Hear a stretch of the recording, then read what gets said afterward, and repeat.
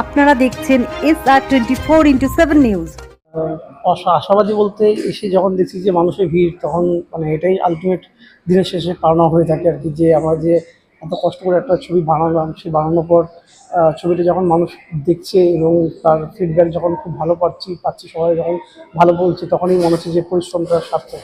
হ্যাঁ, আর প্রকাশিত হলো বলতে নামটা অপ্রকাশিত এই জন্যে, কারণ হচ্ছে যে এই সিনেমাটার মধ্যে একটা গল্প আছে, সেই গল্পটা অনেক রহস্যের মধ্যে আবৃত আর কি, আবৃত। তো সেটা যত সময়ের সাথে সাথে সে তার খোলস ছাড়াবে, তো তাই নামটা অপ্রকাশিত, এবং মানুষ যতক্ষণ না শেষ পর্যন্ত দেখছে ততক্ষণ কিন্তু পুরো প্রকাশিত হবে না, আনরিভিল থেকে যাবে। তাই শেষ পর্যন্ত দেখাটা খুব দরকার আর কি।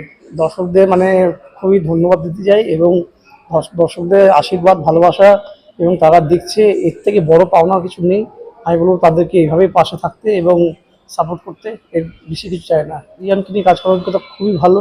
আরিয়ানের মতো মানে ডেডিকেটেড অ্যাক্টর খুব কম আছে, এবং খুবই ভালো রকমভাবে চরিত্রটাকে রূপায়ণ করেছে, খুব ভালো।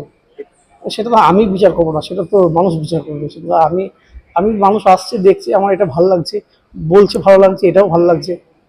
এবার ভালো কি খারাপ সেটা তো আমাদের আরও একটা ছবি আমরা নভেম্বরে আমরা শ্যুটের সব প্ল্যান করে নিয়েছি, আমাদের প্রি প্রোডাকশন কমপ্লিট হয়ে গেছে। তো যেটা আসছে সেটা পরে সেটার চমক রয়েছে, আমি এখন কিছু ডিসকাস করবো না। আমি সবসময় চেষ্টা করবো যে আগের কাজের থেকে দ্বিতীয় কাজের মধ্যে একটা তফাৎ দিতে থাকে। আমার নাম সোহম আচার্য। না, চিন্তা হয়নি, যেহেতু নামটাই নতুন ধরনের। ভেবেছিলাম এটা অডিয়েন্সকে মানে ট্রিগার করবে কোনোভাবে। জন্য সত্যি কথা বলতে একদমই আশাবাদী ছিলাম না, কারণ এখন যা পরিস্থিতি, সেই জায়গায় দাঁড়িয়ে যে অডিয়েন্সের যে ভালোবাসাটা পাচ্ছি, মানে এটা একটা বড় অ্যাচিভমেন্ট। স্বর্ণালী আচার্য। খুব ভালো লাগছে। আমরা সবাই ফ্যামিলি নিয়ে এসেছি, আমার বইটা দেখতে ভীষণ ভালো লাগছে।